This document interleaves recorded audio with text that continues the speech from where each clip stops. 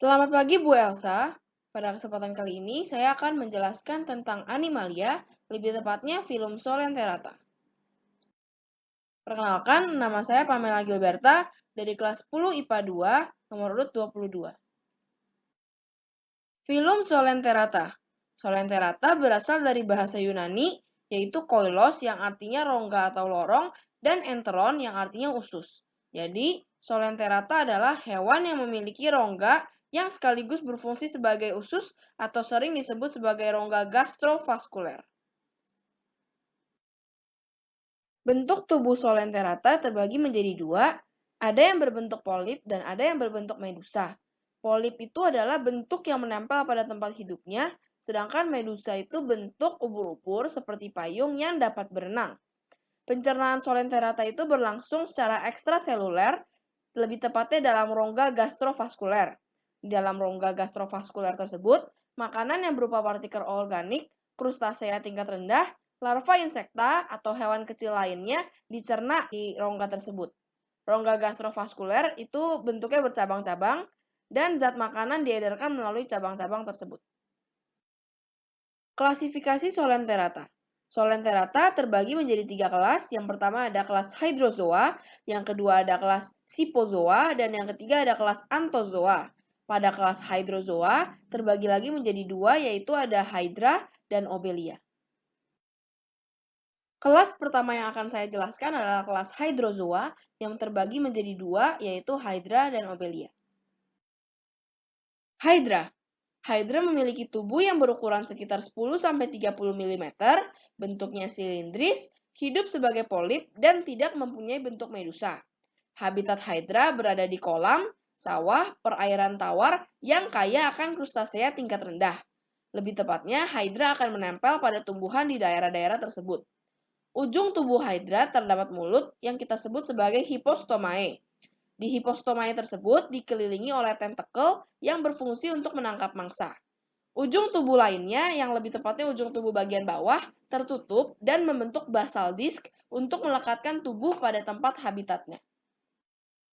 Dinding rongga tubuh Hydra terdiri atas 2 lapisan sel. Yang pertama ada epidermis, yaitu dinding rongga tubuh yang di luar. Yang kedua ada gastrodermis, yaitu dinding rongga tubuh yang berada di dalam. Pada epidermis terbagi lagi menjadi 4 bagian. Yang pertama ada epiteliomuskuler, yaitu untuk konstruksi otot dan penyokong tubuh. Yang kedua ada interstisial, yaitu untuk membentuk sel baru, sel gamet, sel tunas, regenerasi, dan membentuk nematokist. Yang ketiga ada nematokis, yaitu untuk melumpuhkan mangsa atau musuhnya. Dan yang terakhir ada sel sensoris sebagai alat peraba. Hydra mengonsumsi beberapa jenis makanan. Yang pertama ada krustasea tingkat rendah, larva insekta, dan hewan kecil. Nah, jadi prosesnya itu makanan ditangkap oleh tentakel, lalu dimasukkan ke rongga gastrovaskuler, dan akhirnya dicerna secara enzimatis. Hydra itu dapat melakukan 2 jenis reproduksi. Yang pertama ada reproduksi vegetatif, dan yang kedua ada reproduksi generatif. Jika Hydra melakukan reproduksi vegetatif, Hydra akan membentuk tunas. Tunas tersebut berupa tonjolan keluar dinding tubuh, dan akhirnya setelah tunasnya matang, dia akan memisahkan diri dari induknya dan tumbuh menjadi individu baru. Sedangkan jika reproduksi generatif, itu akan ada pembuahan ovum oleh spermatozoid. Jadi, ada yang dioseus dan ada yang monoseus. Dan perlu juga kita ketahui bahwa alat kelamin tumbuh pada musim tertentu dan bukan organ permanen. Yang selanjutnya ada Obelia. Obelia biasanya berkoloni di laut dangkal atau sebagai polip di batu karang. Polip Obelia dibedakan menjadi 2. Yang pertama ada hydran, itu dibungkus oleh hydroteka untuk mengambil dan mencerna makanan, dan pada ujungnya itu dikelilingi oleh tentakel. Yang kedua ada gonangium, itu dibungkus oleh gonoteka untuk melakukan reproduksi vegetatif, dan akhirnya akan menghasilkan Obelia dalam bentuk medusa. Pergiliran keturunan pada Obelia terbagi menjadi 2. Yang pertama ada reproduksi vegetatif dan reproduksi generatif.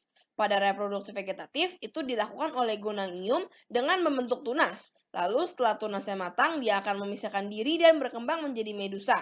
Sedangkan pada reproduksi generatif itu dilakukan oleh Medusa dioseus.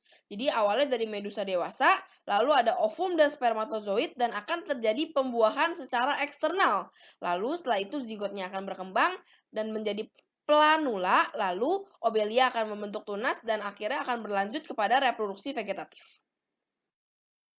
Kelas kedua yang akan kita bahas adalah kelas Scyphozoa. Kelas Scyphozoa. Scyphozoa itu berasal dari bahasa Yunani, yaitu Scyphos, yang artinya mangkok atau cawan, dan zoon, yang artinya binatang.